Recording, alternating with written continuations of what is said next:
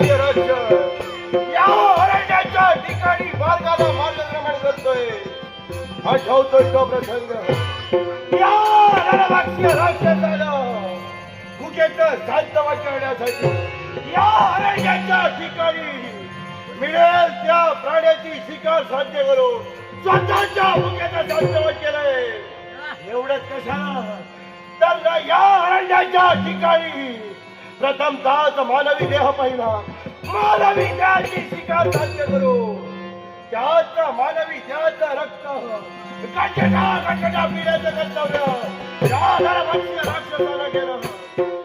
भुकेला चंडाली तप्त झाला होता. चढा भुकेचा शांतवत झालं. एवढंच कशाला तर त्या मानवी देहाचे तुकडे तुकडे करू त्याचा मांस भक्षण करण्याचं कर्तव्य या नरभक्षी राक्षसाला केलं आहे. कित्येक दिवस झाले मानवी शिकार साध्य झाली नाही. भुकेचं शांतवत करण्यासाठी निघाला हा